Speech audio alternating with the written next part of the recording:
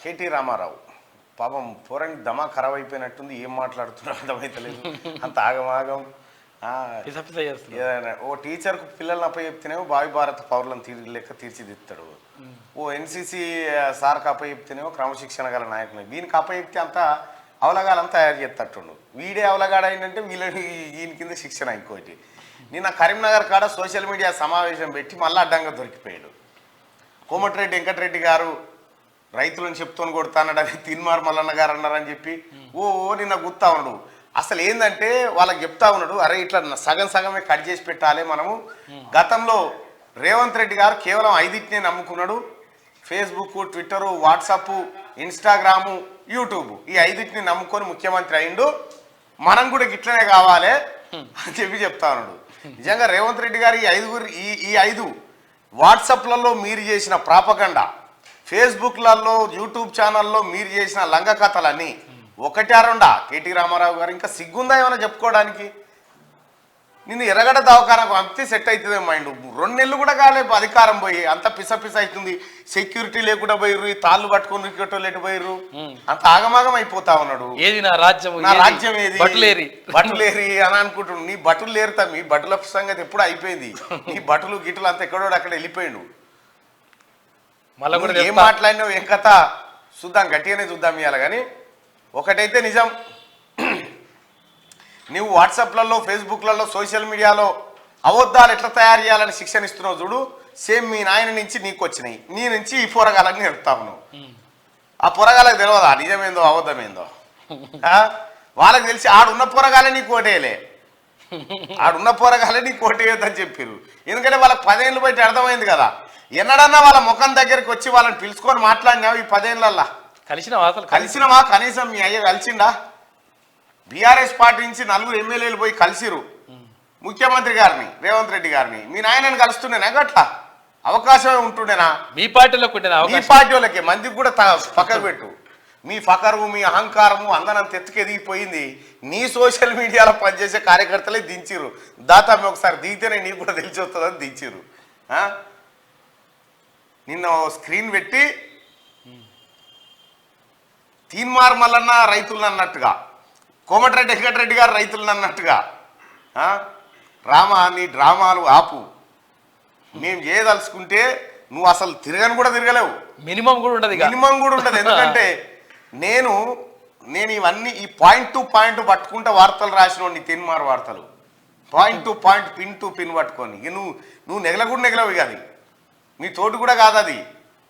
తెలంగాణ రాష్ట్రంలో మీ కాలం అయిపోయింది కేటీ రామారావు. అట్లా చేద్దామంటే చెప్పు, అట్లనే చేద్దాం.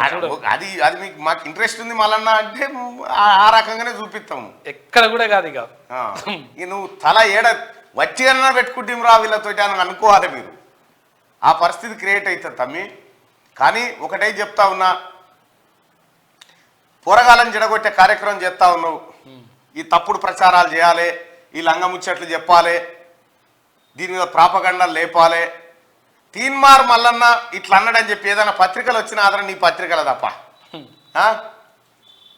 ఎందుకంటే మిగతా పత్రికలకు తెలిసింది అబద్ధం అనేది. కోమటిరెడ్డి వెంకరెడ్డి గారు ఇట్లా అన్నాడని వేరే పత్రికలు వచ్చింది ఏమన్నా నీలాంటి తప్ప. 7 సెకండ్లు కట్ చేసి నాదో 5 సెకండ్లు కట్ చేసి రామా ఇప్పటికి కూడా చెప్తా ఉన్నా, ఇప్పటికి స్టిల్ ఈ రోజు కూడా చెప్తా ఉన్నా, రైతులకు రావాల్సిన రైతు బంధు పైసలు నువ్వు నీ కుటుంబం ప్రతిమా కాంట్రాక్టర్లకు అప్పజెప్పి రైతుల నోట్లే మట్టి కొట్టినవు కాబట్టి నీకు రైతుల గురించి మాట్లాడే హక్కు లేదు నీ కుటుంబానికి. ఇంకొకసారి నీ కుటుంబం రైతుల మీద ప్రేమ ఒలకబోసినట్టు యాక్టింగ్ చేస్తే చెప్పు తీసుకొని కొడతా అని చెప్పిన మాట కట్టుబడి ఉన్నా.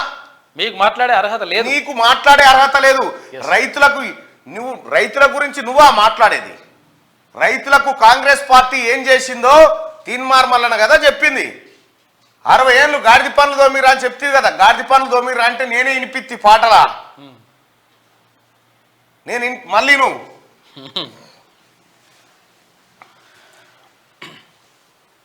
కాంగ్రెస్ పార్టీ ఏం చేసిందంటే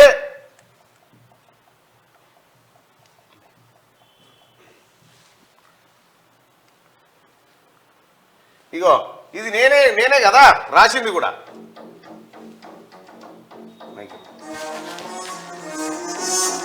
నువ్వు రైతుల గురించి చేసినావు. కాంగ్రెస్ పార్టీ ఏం చేసిందో చూడు సన్నాసి.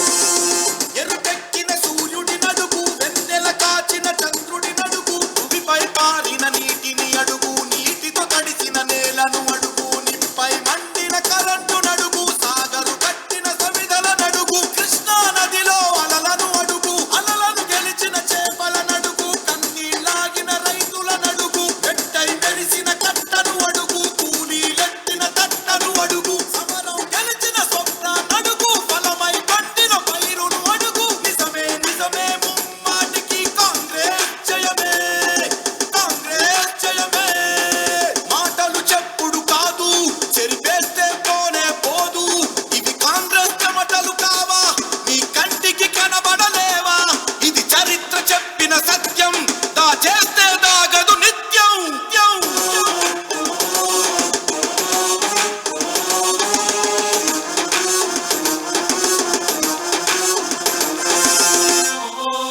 చూరాల జల అలజడి నడుగు, సింగూరు కొంగ పక్షుల నడుగు, శ్రీశైలం శివలింగము నడుగు, శ్రీరామ్ సాగరు పాదము నడుగు, కాకతీయుల కాలువ నడుగు, కడములు కరిగిన కండల నడుగు, కట్టలు పగిలిన బండల నడుగు, ఎల్లం పల్లి పల్లెల నడుగు, పల్లెలు దాటిన పైపుల నడుగు, పంటలు మోసిన బతుకుల నడుగు, చిందిన రక్తపు చుక్కల నడుగు, మొలసిన మొక్కల వేర్లను అడుగు, అటవితో కప్పిన కొండల నడుగు.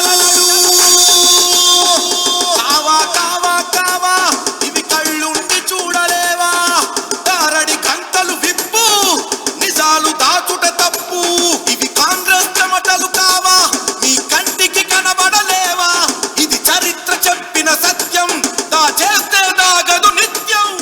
నిజమే నిజమే ముమ్మాటికి కాంగ్రెస్ జయమే, కాంగ్రెస్ జయమే.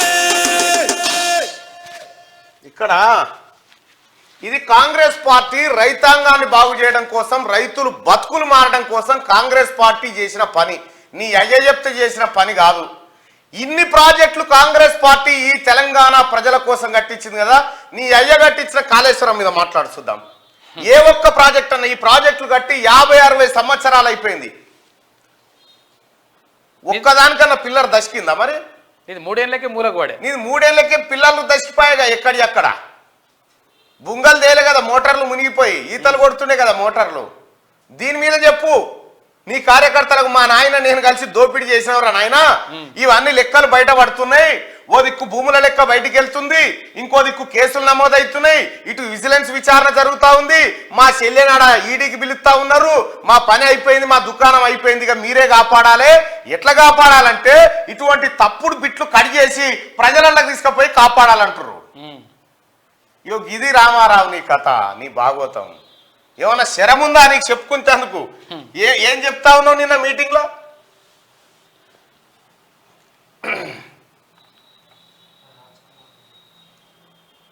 నిన్నటి మీటింగ్లో ఏం చెప్తున్నాడో ఇనుర్రి. ఇగో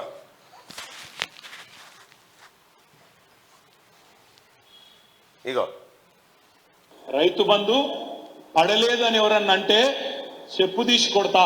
సరే అన్నాడు. ఏమన్నాడు? రైతు బంధు పడలేదని ఎవరన్నంటే ఇనుర్రి. అది ఉంటదేమో చూడ్రి. అన్నవారు మీకు చెప్పుతూ ఉండండి. ఇవాళ రైతు బంధు ఎత్తలేడు రేవంత్ రెడ్డి. ఇవాళ రేవంత్ రెడ్డి గారు ఏమంటే చెప్పు తీసుకొని కొడతాను చూడన్న మళ్ళా మాట అంటే. ఆయననేమో కాంగ్రెస్ మంత్రి, ఇనురి బాగా, ఈయననేమో కాంగ్రెస్ ప్రచార కమిటీ అధ్యక్షుడు మల్లన్న. ఇద్దరు కూడా ఏమంటారు? చెప్పు తీసి కొడతాము, చెప్పు తీసి కొడతాము, రైతు బంధు పడలేదంటే అంటుంది. కేటీ రామారావు కథ. వాడు ఎంత లంగా అంటే నిన్ను నీ సోషల్ మీడియా వల్లే పరమలంగా చేస్తారు. కేసీఆర్ కుటుంబాన్ని ఇప్పుడు చెప్తా ఉన్నా, రైతుల సంపద దోచిన కేసీఆర్ కుటుంబాన్ని చెప్పు తీసుకొని కొట్టాలని చెప్తా ఉన్నా. ఏం చేసి ఆడికి బిట్టు కట్ చేసి రైతులను తిట్టిండు మళ్ళా ఈ లంగాను.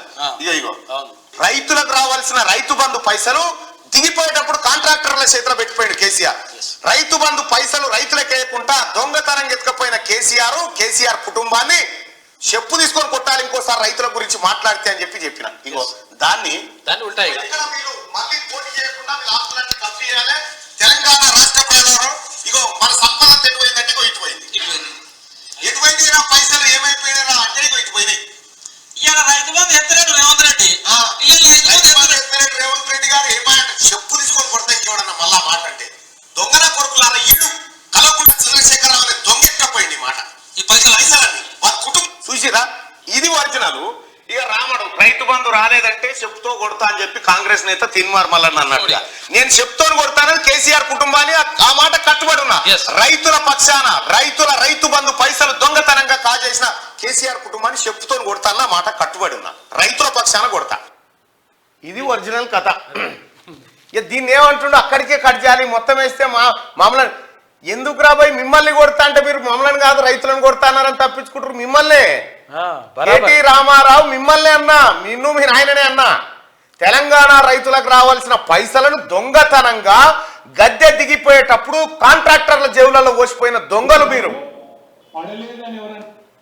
ఇగో ఇటు పోయి ఇట్లా అన్నాడు మళ్ళా అని చెప్పి చెప్తా ఉన్నాడు. వాళ్ళకి తెలియదా? ఇగో ఇట్లా పిసలేసే పోతారు మీరు. ఇట్లా మీకు దమా కరవై ఏం చేస్తారో అర్థమైతలేదు మీకు.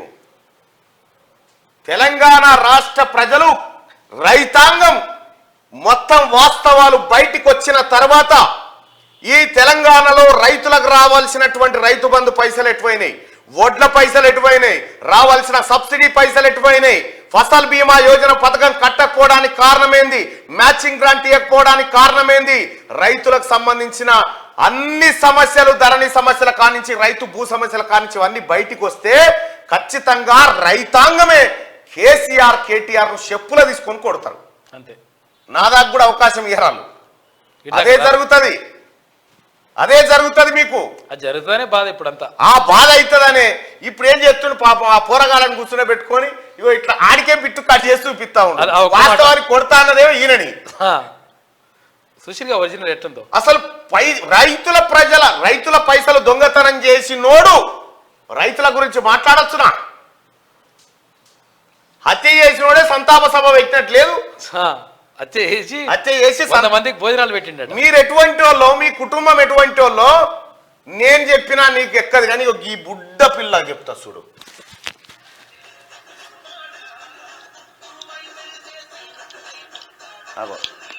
కేసీఆర్ బొమ్మ కనిపించింది యూట్యూబ్ లో.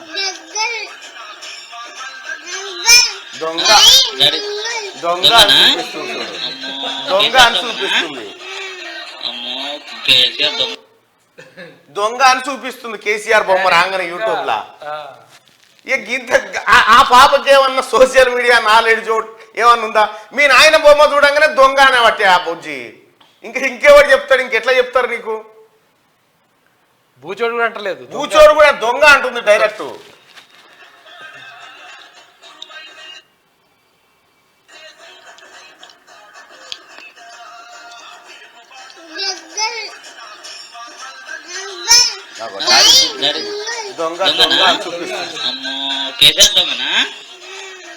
కేసీఆర్ దొంగన అంటే అంటుంది.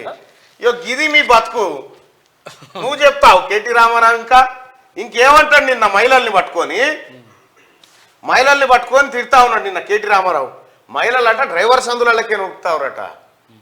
నీ ఇంటి వాళ్ళు కూడా ఉన్నారు కదా మహిళలు, అట్లే పోతురా మరి? మహిళలకు ఉచిత బస్సు ఇవ్వద్దట. ఆలోచించకుండా ఎట్లిస్తావు అంటాడు కేటీ రామారావు. ఈ సిపాయి ఏమి ఇవ్వాలి మరి? మహిళా సోదరుమణులారా ఉచిత బస్సు ఇవ్వద్దట, మీకు ఉచిత రవాణా ప్రయాణం కల్పించొద్దట. జీర్ణమైతలేదు వీళ్ళకు. 2 నెలలకే పిసపిస అయిపోతారు. అటు పోయి రేవంత్ రెడ్డి గారు 40,000 కోట్ల రూపాయల పెట్టుబడులు పట్టుకొచ్చే ఆడ అట్రప్లాప రామన్ భాగవతం ఆడ బయటపడే, ఇటు భూములు బయటపడే. నిన్న ఓ అధికారి కేటీ రామారావు కింద మున్సిపల్ శాఖలో పనిచేసినటువంటి అధికారి ఇంట్లో 300 కోట్ల రూపాయలు దొరికినాయి. మొత్తం పైకమే. అది క్లోజ్ చేయాల. 300 కోట్లు. ఇగో వాని కింద పని చేసిన దగ్గరనే ఇగో గిన్ని పైసలు దొరికితే ఇగో ఫోన్లు తోడు మొత్తం వాళ్ళ కింద పని చేసిన వాళ్ళ దగ్గర ఇక గిన్ని కోట్ల రూపాయలు రాత్రి అంతా కూర్చొని లెక్క పెడితే 300 కోట్లు వెళ్ళినాయట. ఇంకా బినామీలు వీడు ఫినిక్స్ అనేటువంటి సంస్థ కేటీ రామారావు బినామీ సంస్థలో పెట్టుబడినట. ఇగో మిషన్లు తీసుకుపోయి లెక్క పెడుతున్నారు చూడ్రి. ఇవన్నీ బయటకు వస్తున్నాయి కదా.